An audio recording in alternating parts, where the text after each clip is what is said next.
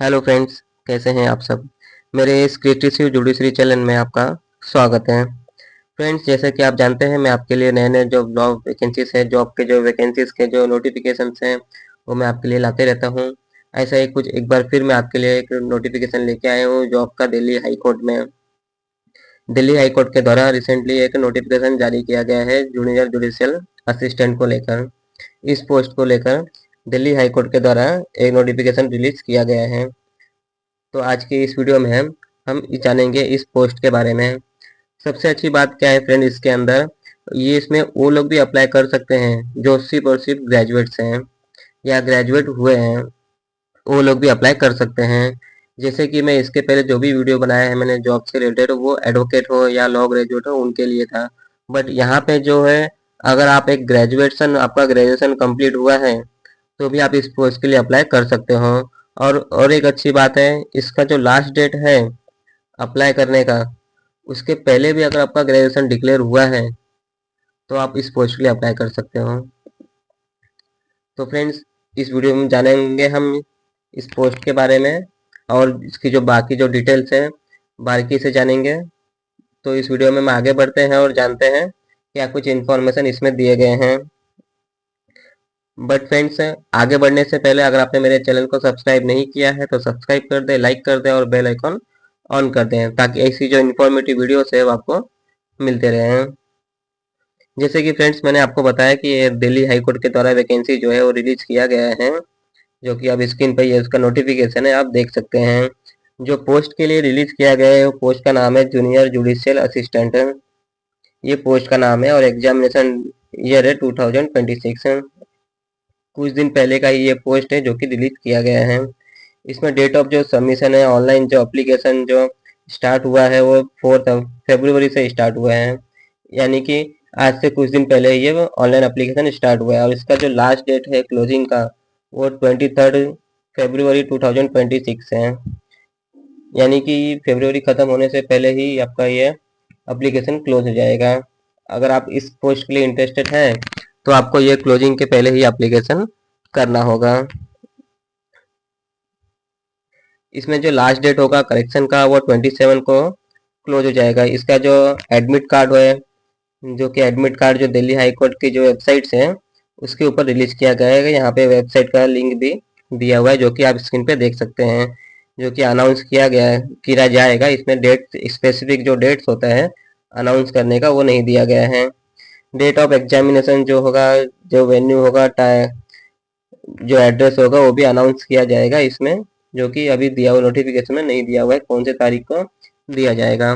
Generally क्या होता है, कुछ ऐसे नोटिफिकेशन आते हैं जिसके अंदर एडमिट कार्ड कब रिलीज किया जाएगा और एग्जाम्स कौन से डेट पे होगा, वो सारी जानकारी पहले से ही दी होती है। क्योंकि इसके पहले एक मैंने जो आपके लिए वीडियो बनाया था सुप्रीम कोर्ट का था, आप जाके डिस्क्रिप्शन में देख सकते हैं। उसका जो नोटिफिकेशन है उसमें पहले से दिया हुआ है कि कितने तारीख को एग्जाम होगा, कितने तारीख को notification release admit card release होगा, टाइमिंग क्या होगा, कितने पार्ट में होगा, वो सारी जानकारी दिए हुए थे। पर इसमें ये सिर्फ एग्जाम से एडमिट कार्ड कब डिक्लेयर किया जाएगा और डेट क्या होगा, एड्रेस क्या होगा, वो आपको बाद में इन्फॉर्म किया जाएगा। यानी कि एग्जाम के कुछ टाइम पहले ही आपको इन्फॉर्म किया जाएगा, तो आपको उसके लिए पहले से प्रिपेयर रहना होगा। तो हम आगे बढ़ते हैं। हम देख लेते हैं कि इसके अंदर जो टोटल पोस्ट है, टोटल नंबर ऑफ जो वैकेंसीज है वो टोटल कितनी है इसके लिए। पोस्ट जैसे कि मैंने आपको बताया, जिस पोस्ट के लिए रिलीज किया गया है junior judicial assistant and restorer, ये जो पोस्ट है ये बी ग्रुप बी है उसके लिए पोस्ट है, यानी कि ग्रेड है पोजीशन जो है उसका। और जो पेमेंट मिलेगा वो 6 level of matrix of 7 CPC, यानी कि अराउंड आप पकड़िए 30 to 50 के आसपास है। अगर आप जनरल कैटेगरी के कैंडिडेट्स हैं तो टोटल 62 पोस्ट है इसके अंदर, या फिर EWS है तो 12 पोस्ट है, OBC है, NCL है तो 44 पोस्ट है, SC है तो 20 पोस्ट है, ST है तो 14 पोस्ट है। और यहाँ पे जो टोटल जो पोस्ट है, जो वैकेंसीज रिलीज की गई है वो है टोटल 152, यानी कि 152 पोस्ट के लिए ये जो पोस्ट है उसकी वैकेंसीज रिलीज की गई है। यहाँ पे जो 10 है इस टोटल 152 में 2 में से 10 जो पोस्ट है वो पीडब्ल्यूबीडी के लिए रिजर्व रखा गया है, यानी कि पर्सन विद डिजेबिलिटी, ये उनके लिए पोस्ट रिजर्व रखा गया है। उनको कुछ रिलैक्सेशन भी है इसके अंदर, आप नोटिफिकेशन में देख सकते हैं। हम आगे बढ़ते हैं और देखते हैं इसके क्वालिफिकेशंस के बारे में। क्या क्या क्वालिफिकेशंस आपके पास होनी चाहिए, जैसे कि मैंने वीडियो के स्टार्टिंग में ही बताया आपको कुछ जो क्वालिफिकेशन के क्या होने चाहिए। इसके अंदर पहला तो आप ग्रेजुएट होने चाहिए, यानी कि आपका ग्रेजुएशन होना चाहिए रिकॉग्नाइज यूनिवर्सिटी से। और प्लस साथ ही साथ आपका जो टाइपिंग स्पीड है वो not less than 35 words per minute होना चाहिए। यानी कि आपका इंग्लिश जो टाइपिंग स्पीड है कंप्यूटर के ऊपर मिनिमम 35 वर्ड्स पर मिनट होना चाहिए। अगर उससे कम है तो आप सिलेक्ट होने के लिए एलिजिबल नहीं है, अगर उससे ज़्यादा है तो बहुत ही अच्छा है। यहाँ पे दिया है वर्ड पर मिनट ऑन कंप्यूटर, यानी कि कंप्यूटर के ऊपर आपको इंग्लिश टाइपिंग करना होगा। अगर आपका इंग्लिश टाइपिंग अच्छा नहीं होगा या आपने कभी किया नहीं होगा तो फ्रेंड्स आपके पास टाइम है, आपके पास कंप्यूटर होगा तो आप प्लीज़ यूज करिए, टाइपिंग करिए। या टाइपिंग के सॉफ्टवेयर्स भी आते हैं, आप वो यूज कर सकते हैं। या आपके पास सिंपल वर्ड फाइल होगा तो कंप्यूटर के जो कीबोर्ड से उसके अल्फ़ाबेट टाइप कर सकते हैं, या फिर कोई नोट्स ले लीजिए, कोई न्यूज़पेपर ले लीजिए, उसे आप टाइप कीजिए। धीरे धीरे आप प्रैक्टिस करते रहेंगे तो आपका जो टाइपिंग स्पीड है ऑटोमेटिकली इंक्रीज हो जाएगा। और टाइपिंग के लिए मैं आपको बता दूं कि आप जो टाइपिंग करते हैं कंप्यूटर में उसमें दोनों हैंड्स के जो फिंगर्स है वो यूज करना होगा आपको। जनरली क्या होगा, आप एक हैंड से यूज करते हैं तो उसमें काफ़ी टाइम वेस्ट होता है। अगर आप दोनों हैंड के फिंगर यूज करोगे तो प्रॉपरली टाइपिंग होगा और आप टाइपिंग कर पाओगे। टाइपिंग से रिलेटेड आपको कुछ नॉलेज नहीं है तो आप यूट्यूब पे भी अगर सर्च करोगे टाइपिंग के वीडियो, टाइपिंग कैसे करें, कैसे सीखें, तो आपको ढेर सारी वीडियो आपको यूट्यूब पे भी मिल जाएगी जो कि पहले से अवेलेबल है। इससे आपको एक आइडिया आ जाएगा कि किस तरह से हमें टाइपिंग का स्टार्ट करना है, अगर आपको जिसकी टाइपिंग के बारे में कोई भी नॉलेज नहीं है तो। अगर है तो आप प्रैक्टिस चालू कर दीजिए, और नहीं है तो आप एक दो वीडियो देख लीजिए, आपको आइडिया आ जाएगा और आप स्टार्ट कर दीजिए। डेली करते रहेंगे तो आपका हाथ भी बैठ जाएगा और आपको इजी हो जाएगा, आप इजीली एग्जाम भी क्लियर कर लोगे। ठीक है। और दूसरी चीज इसके अंदर है, और फ्रेंड इसके अंदर एक चीज और दिया हुआ है कि आपका अगर जो ग्रेजुएशन है वो अगर क्लोजिंग डेट के पहले अगर डिक्लेयर हो जाता है आपका, यानी कि आप लॉग, अगर फॉर एग्जांपल आप एक ग्रेजुएशन का एग्जाम दे रहते हैं, आपका जो रिजल्ट है वो इसका जो क्लोजिंग डेट है उसके पहले अगर डिक्लेयर हो जाता है, क्लोजिंग डेट के पहले अगर डिक्लेयर हो जाता है तो आप इस पोस्ट के लिए अप्लाई करने के लिए एलिजिबल हो। अगर नहीं डिक्लेयर हुआ तो यानी कि आप एलिजिबल नहीं हो, इस पोस्ट के लिए अप्लाई नहीं कर पाओगे। अगर उसके पहले अगर आपका ग्रेजुएशन का डिक्लेयर हो जाता है तो आप तुरंत अप्लाई कर देना। और इसके अंदर दिया हुआ है जो भी एप्लीकेशन आपको करना है वो ऑनलाइन मोड से करना है। ऑफलाइन मोड अगर आपने किया है तो एक्सेप्ट नहीं किया जाएगा। ऑफलाइन ऑनलाइन मोड के लिए कैसे अप्लाई करना है मैं वो भी बता देता हूँ आपको। दिल्ली हाई कोर्ट की जो वेबसाइट है उस पर जाना है, रिक्रूटमेंट में जाना है, पब्लिक नोटिस में जाएंगे तो आपको वहाँ पे टॉप पे ही आप देखेंगे दिल्ली हाई कोर्ट की वेबसाइट पे, टॉप पे आपको मिल जाएगा जॉब ओपनिंग्स। पब्लिक नोटिस में जाएंगे उसमें रिक्रूट में तो आपको जॉब पे जाएंगे तो आपको जॉब ओपनिंग का ओपन होगा, उस पर आप क्लिक करेंगे तो पेज ओपन होगा। पेज में आपको सेकंड और थर्ड जो इन्फॉर्मेशन है इसके रिलेटेड आपको मिल जाएंगे, जिसमें पहला जो है उसमें लिंक दिया हुआ है कि आपको अप्लाई करने के लिए, उस पर आप क्लिक करेंगे तो डायरेक्ट आप पोर्टल पे चले जाएंगे जिस पे आप इस पोस्ट के लिए अप्लाई कर सकते हैं। और नोटिफिकेशन चाहिए तो थर्ड जो टैब है उसके अंदर उस पर आप जाएंगे तो उसमें ये नोटिफिकेशन जो पीडीएफ है वो ओपन हो जाएगा। बट फ्रेंड्स मेरा सजेशन रहेगा, अगर आप इस पोस्ट के लिए अप्लाई करते हैं तो सबसे पहले आप जो नोटिफिकेशन है उसे एक बार जरूर रीड कर लीजिए। नोटिफिकेशन रीड करने से आपको कुछ आइडिया आ जाएगा कि नोटिफिकेशन में क्या क्या बातें लिखी हुई हैं जो कि काफ़ी एग्जाम्स में काम में आते हैं, जो कि जो मिस्टेक फ्यूचर में जो मिस्टेक्स होगा उससे आपको प्रोटेक्ट कर सकते हैं। इसलिए कभी भी आप किसी भी पोस्ट के लिए अगर अप्लाई करते हैं तो आपको नोटिफिकेशन एक बार जरूर पढ़ना चाहिए। तो हम इसमें आगे बढ़ते हैं। दिल्ली हाई कोर्ट का जो वेबसाइट्स है वो आप देख सकते हैं यहाँ पे दिया हुआ है, जैसे कि पहले भी मैंने आपको दिखाया है। ये वेबसाइट आप गूगल में जाके सर्च करेंगे तो मिल जाएगा, आप ओपन करेंगे उसके अंदर आपको नोटिफिकेशन मिल जाएगा। यहाँ पे जो डेट ऑफ एग्जामिनेशन है वो इंटीमेट किया जाएगा बाद में, जो कि अभी दिया हुआ नहीं है इसके अंदर। जैसे कि मैंने आपको बताया कि कुछ जो आपके जो रिक्रूटमेंट होते हैं उसमें नोटिफिकेशन पहले से दिया जाता है, और इसके अंदर नोटिफिकेशन दिया हुआ है, आई मीन जो जॉब का जो टाइमिंग है, डेट ऑफ एग्जामिनेशन है, वेन्यू है, वो पहले से दिया जाता है, इसमें दिया हुआ नहीं है। तो ये बाद में आपको इंटीमेट किया जाएगा, यानी कि एग्जाम के कुछ दिन पहले आपको इंटीमेट किया जाएगा। इसके अंदर जो एज लिमिट है, एज लिमिट है कि अगर हम बात करें इस नोटिफिकेशन के बारे में, जो भी कैंडिडेट जो अप्लाई करने वाले हैं उनकी जो एज लिमिट है अप टू 32 ईयर्स होना चाहिए, एज ऑन 1 जनवरी 2026 है। ये डेट के हिसाब से आपका जो एज है 32 ईयर्स होना चाहिए।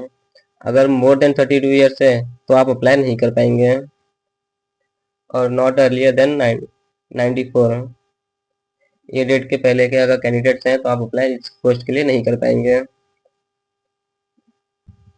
इसमें एक बात लिखी हुई है, आप देख सकते हैं, आपको नोट का इसमें लिखा होगा कि कैंडिडेट शुड नोट दैट, वहाँ पे नोट बात नोट करना होगा कि आपका जो जब आपका जो मार्कशीट्स हैं, जब आपके जो मैट्रिकुलेशन सर्टिफिकेट्स हैं जिसे एसएससी सर्टिफिकेट भी कहते हैं, और ये 10th के जो सर्टिफिकेट्स हैं उसे भी कहते हैं, 10th पासिंग सर्टिफिकेट भी कहते हैं, अगर आप उसमें अगर आप देखेंगे तो आपका जो डेट ऑफ बर्थ है वो होता है। 10th में 2 मार्कशीट्स मिलते हैं, एक मार्कशीट्स होता है, पासिंग सर्टिफिकेट्स होता है। यहाँ पे इनको जो चाहिए आपका जो डेट ऑफ बर्थ है वो मैट्रिकुलेशन सर्टिफिकेट पे या सेकेंडरी एग्जामिनेशन सर्टिफिकेट पे आपका रिकॉर्ड क्या होना चाहिए, यानी कि लिखा हुआ होना चाहिए, क्योंकि इसमें क्लियरली लिखा हुआ है। अगर नहीं लिखा हुआ है तो एक्सेप्ट नहीं किया जाएगा। जनरली आप 10th का जो पासिंग सर्टिफिकेट्स होते हैं, तो सेकेंड मार्कशीट 10th में मिलते हैं, 2 मार्कशीट मिलते हैं, वो सेकेंड वाले में आपको डेट ऑफ बर्थ लिखा हुआ मिल जाएगा, जो कि आप देखेंगे तो मिल जाएगा, हर एक स्टेट में ऐसा मिलता है।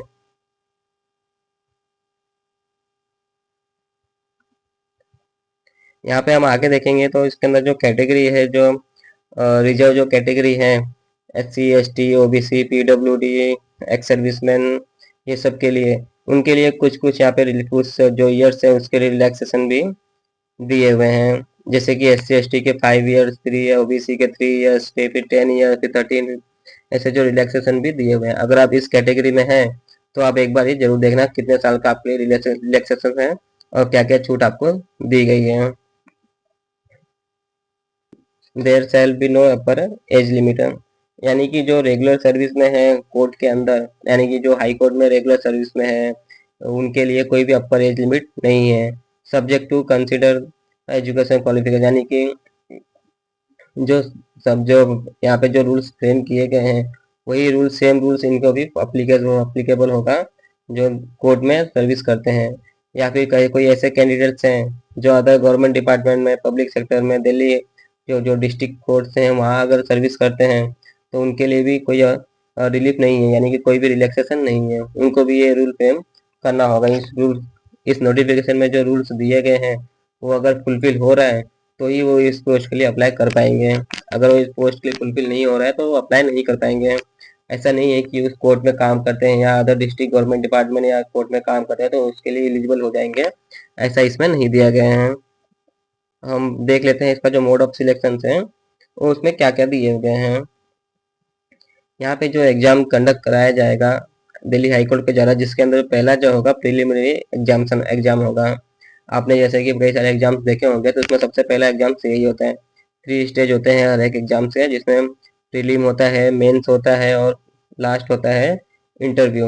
बट इसके अंदर जो होगा प्रीलिम्स होगा, मेंस होगा, उसके बाद आपका इंग्लिश टाइपिंग होगा और उसके बाद आपका इंटरव्यू होगा, यानी कि इसमें जो स्टेज है 4 स्टेज हैं एग्जाम्स के, यानी कि 4 स्टेज में आपका जो एग्जाम्स है वो कंडक्ट कराया जाएगा, जिसके अंदर पहला प्रीलिमिनरी एग्जामिनेशन होता है। ज़्यादातर जो आज की डेट में जो प्रीलिम एग्जाम्स होते हैं ऑनलाइन कंप्यूटर बेस्ड एग्जाम्स होते हैं, ऑब्जेक्टिव टाइप्स होते हैं, जिसके अंदर आपको ऑनलाइन क्वेश्चन आता है, उसके 4 ऑप्शन आते हैं जिसमें से एक सिलेक्ट करके आपको सेव और नेक्स्ट करना रहता है। तो इसमें भी 4 देख सकते हैं, CBT ऑब्जेक्टिव जो टाइप्स हैं वो क्वेश्चन रहेगा, यानी कि कंप्यूटर बेस्ड टेस्ट। यहाँ पे आपको जो प्रीलिमिनरी जो एग्जाम्स होगा जिसके अंदर 2 पार्ट्स हैं, एक पार्ट 1 और एक पार्ट 2 पार्ट 3, यानी कि 3 पार्ट्स हैं इसके अंदर दिए गए हैं। टोटल जो एग्जाम्स होगा 120 मार्क्स के लिए होगा, यानी कि प्रीलिम एग्जाम्स आपका 120 मार्क्स के लिए है, जिसके अंदर पार्ट 1 जो है उसके अंदर इंग्लिश लैंग्वेज एंड कॉम्प्रहेंसिव के क्वेश्चन आएंगे, 45 क्वेश्चन आएंगे और 45 मार्क्स के लिए आएंगे। यानी कि each question means 1 marks, 1 marks, एक क्वेश्चन पे आपको 1 मार्क्स आपको मिलेगा। पार्ट 1 में 45 क्वेश्चन है 45 मार्क्स के लिए। इसमें कौन कौन से क्वेश्चन आएंगे, कौन से टाइप के जो क्वेश्चन हैं वो आएंगे, इसमें वो भी दिया हुआ है। इंग्लिश लैंग्वेज में होगा, इसमें vocabulary, synonyms, antonyms, comprehensive passage, idiom phrase, one word substitution, gender, degrees, preposition, articles, filling the blanks, shuffling, sentence parts, spot of error, active passive voice, conversion, into direct indirect narration. ये सब जो grammar है ये सब grammars के हैं। English का जो आपका लैंग्वेज एंड कॉम्प्रहेंसिव जो एग्जाम होगा प्रीलिम का पार्ट 1, उसमें इंग्लिश जो ग्रामर से रिलेटेड जो क्वेश्चन रहते हैं वो आपको आते हैं। इससे रिलेटेड आप गूगल पर अगर सर्च करोगे तो कई सारी बुक्स आपको अवेलेबल मिल जाएगी, जो कि आप गूगल पर सर्च करके ऑर्डर कर सकते हैं। जो ऑनलाइन प्लेटफॉर्म्स है उस पर भी आप सर्च करोगे तो आपको इससे रिलेटेड जो बुक्स हैं आपको अवेलेबल मिल जाएगा। उसमें आप देख लेना ये सारी चीज़ें आपको दिख रहे हैं या नहीं। ये होंगे तो आपके लिए बेस्ट होगा परचेज करना, क्योंकि आपको यही चीज़ें स्टडी करना है। इसका जो पार्ट 2 है,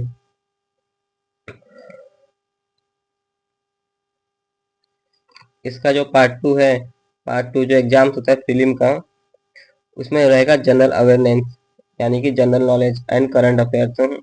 ये भी जो होगा ये 45 मार्क्स का होगा, और उसमें जो क्वेश्चंस हो गए वो 45 क्वेश्चंस होंगे। 45 मार्क्स के लिए 45 क्वेश्चंस हो गए, वो भी कंप्यूटर बेस्ड।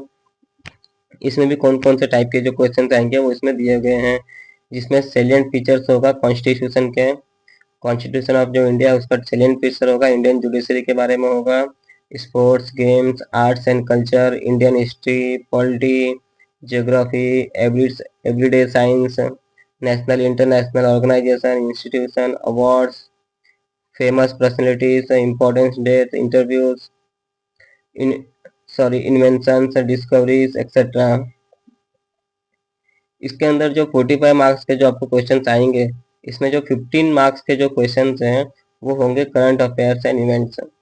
सिर्फ 15 मार्क्स के जो क्वेश्चन होंगे वो करंट अफेयर जो इवेंट्स हैं उससे रिलेटेड क्वेश्चन होंगे। बाकी जो क्वेश्चन है 30 क्वेश्चन हैं वो आपका ये सब जो दिया गया है इससे रिलेटेड होगा, इसलिए आपको इसमें ये सारी चीज़ें को पढ़नी होगी। ये सारी चीज़ों के भी बुक्स अवेलेबल मिल जाते हैं ऑनलाइन प्लेटफॉर्म पे, आपको वहाँ से मिल जाएगा।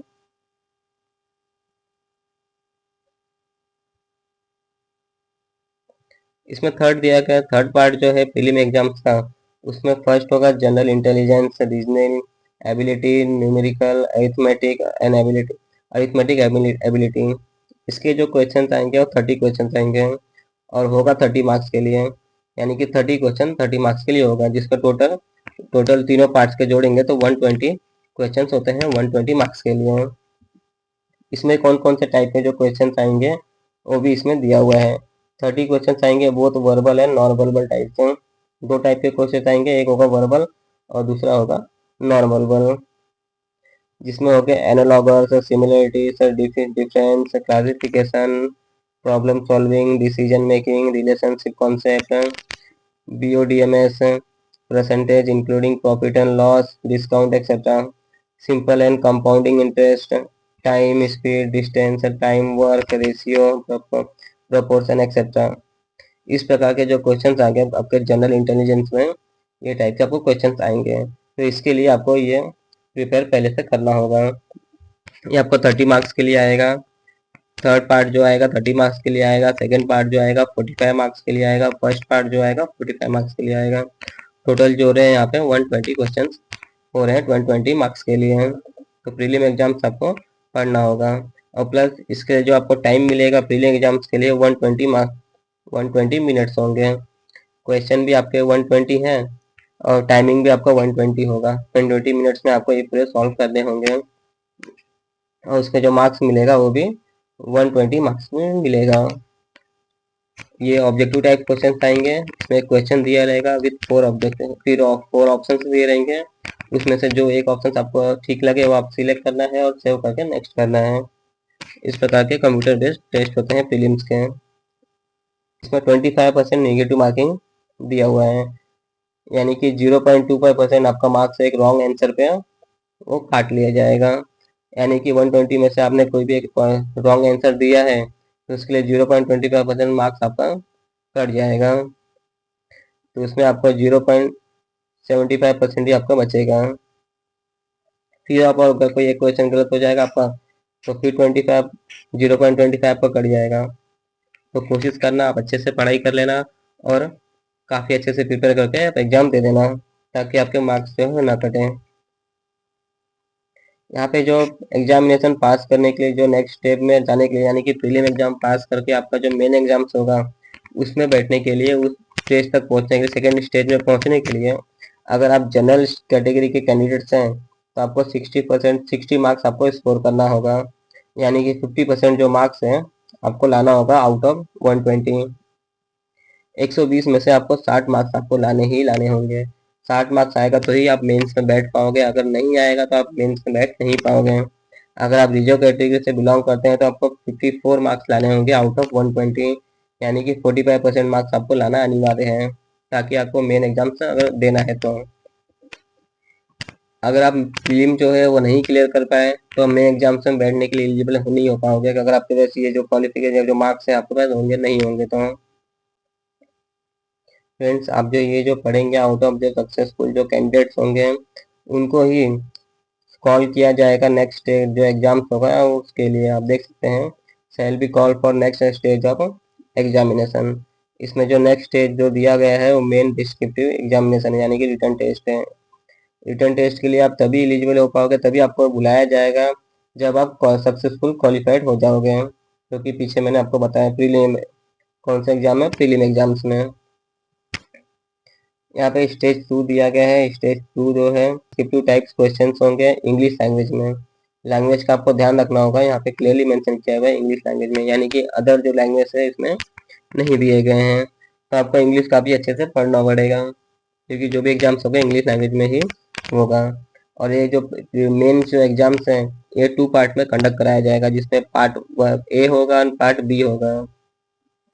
पार्ट ए जो होगा वो ऐसे इसमें इसमें ऐसे होगा एंड लेटर होगा। ऐसे जो आपको राइट करना होगा 250 वर्ड्स मिनिमम राइट करना होगा, वो भी कितने मार्क्स के लिए होगा, 40 मार्क्स के लिए। और जो लेटर होगा वो 10 मार्क्स के लिए होगा।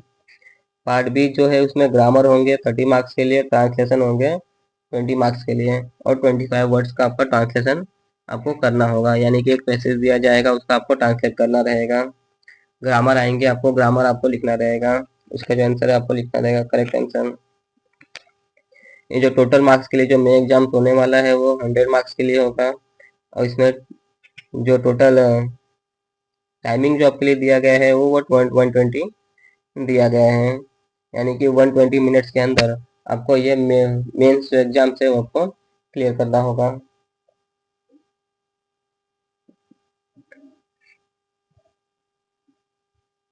यहाँ पे आप देख सकते हैं जैसे कि मैंने आपको प्रीलिम एग्जाम्स के लिए बताया वैसे सेम यहाँ पे भी दिया गया है।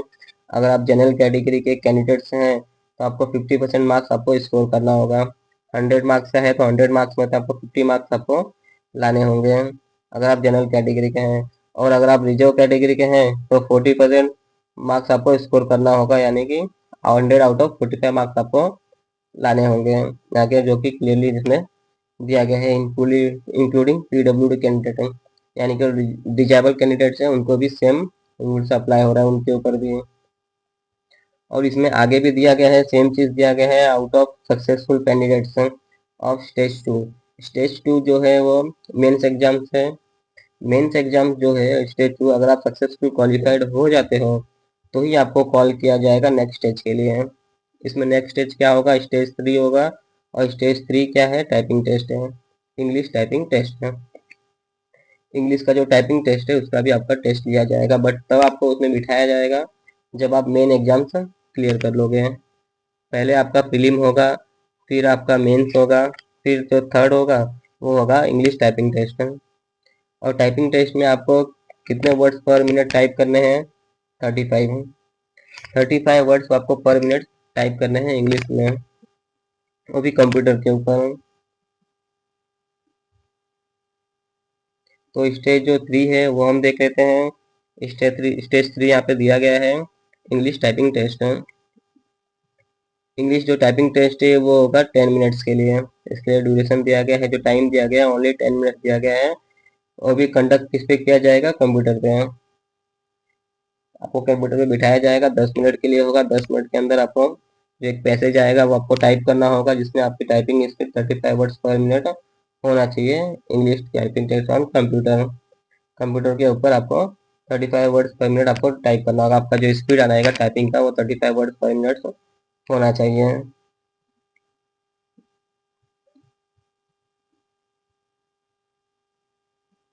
यहाँ पे जो आप कैरेक्टर टाइप करोगे, कैरेक्टर विथ स्पेस, यानी कि सबसे अच्छी बात है यहाँ पे स्पेस भी जो है वो आपको कैलकुलेट किया जाएगा। जनरली स्पेस कैलकुलेट नहीं किया जाता है, नहीं किया जाता है, सिर्फ जो कैरेक्टर्स होते हैं वो कैलकुलेट किया जाता है। बट आपका यहाँ पे स्पेस भी कैलकुलेट किया जाएगा। एक तरह से अच्छा भी है और एक तरह से नहीं भी। नहीं इसलिए क्योंकि मिस्टेक्स हो सकते हैं, कई बार टाइप करते हुए हम स्पेस देना भूल जाते हैं, तो वो चीज़ के लिए भी इसमें हो सकता है। टाइपिंग स्पीड आपका एडॉप्ट किया जाएगा, स्पेस के हिसाब से भी आपका एडॉप्ट किया जाएगा। इसके अंदर टोटल जो नंबर ऑफ जो मिस्टेक्स हैं, मिस्टेक जो परमिशन है ओनली 3% है। 3% जो मिस्टेक्स हैं आपको एक्सेप्ट किया जाएगा। यानी कि 100 वर्ड्स आपने टाइप किए हैं तो उसमें 3 ही वर्ड्स मिस्टेक्स होने चाहिए, जिसके अंदर आपको वर्ड्स टाइप करना होगा, फिगर टाइप करना होगा, नंबर टाइप करना होगा। ये सारी जो तीनों चीज़ें हैं इसमें आपको टाइपिंग टेस्ट में, इंग्लिश जो टाइपिंग टेस्ट है उसमें आएगा। इसलिए फ्रेंड्स अगर आप इस पोस्ट के लिए अप्लाई कर रहे हैं तो अभी से आप प्रैक्टिस करना चालू कर देना, ताकि आपका माइंड आपका ताकि आपका हाथ आपका बैठ जाए टाइपिंग में। इसमें वर्ड्स टाइप करना है, फिगर टाइप करना है, नंबर टाइप करना है इसमें। और फिर सेम चीज़ यहाँ पे फिर से कैरी फॉरवर्ड किया गया है, क्वालिफाइड, सक्सेसफुली क्वालिफाइड। अगर आप स्टेज जो 3 है टाइपिंग टेस्ट उसमें सक्सेसफुल टाइप क्वालिफाइड हो जाते हैं तो आपका इंग्लिश जो टाइपिंग टेस्ट है वो क्लियर हो जाएगा। और उसके बाद आपको जो नेक्स्ट स्टेज है उसके लिए आपको कॉल किया जाए एग्जामिनेशन। इसमें जो नेक्स्ट स्टेज जो होगा वो 4th स्टेज होगा। 4th स्टेज यानी कि इंटरव्यू। 4th स्टेज में आप तभी पहुंचोगे जिसमें आप पहले फर्स्ट, सेकेंड, थर्ड आप क्लियर कर लोगे। यानी कि first stage, second stage, third stage आप क्लियर कर लोगे तो आपको 4th स्टेज में यहाँ पे ट्रांसफर किया जाएगा, यानी कि आपको बैठने मिलेगा, इंटरव्यू देने आपको मिलेगा।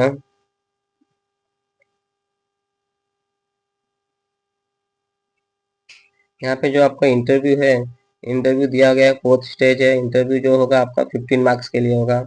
15 मार्क्स के लिए आपको इंटरव्यू देना होगा, जिसके अंदर आपको 15 मार्क्स आपको लाने होंगे। यानी कि 50 मार्क्स आपको लाना है इसके अंदर से।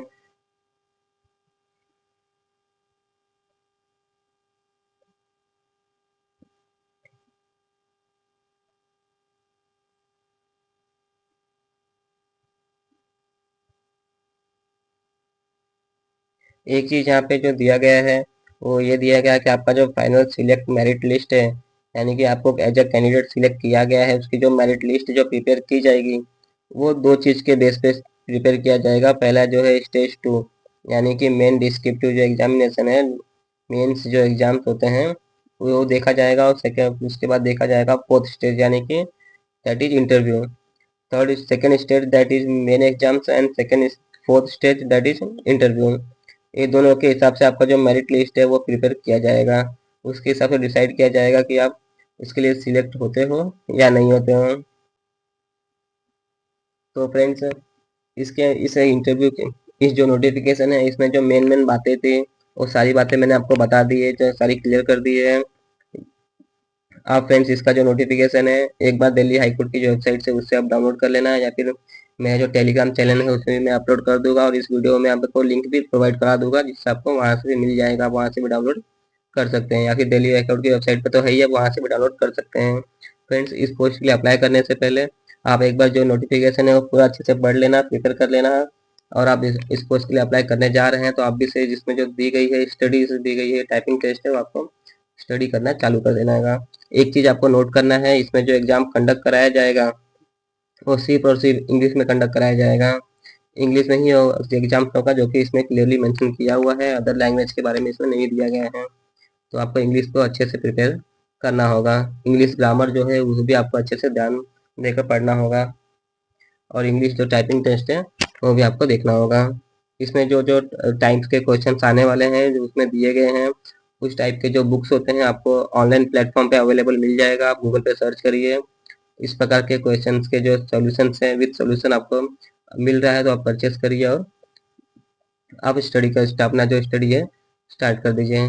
उसमें कई बुक्स होते हैं जो रीजनेबल होते हैं, कुछ कॉस्टली होते हैं, तो अपने बजट के हिसाब से आप देखिएगा।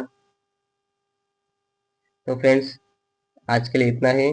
मिलते हैं अपने अगली इन्फॉर्मेटिव वीडियोस में। बट फ्रेंड्स, जाने से पहले अगर आपने मेरे चैनल को सब्सक्राइब नहीं किया है तो सब्सक्राइब कर दें, लाइक कर दें, बेल आइकन ऑन कर दें, ताकि ऐसी जो इन्फॉर्मेटिव वीडियोस हैं वो आपको मिलते रहें।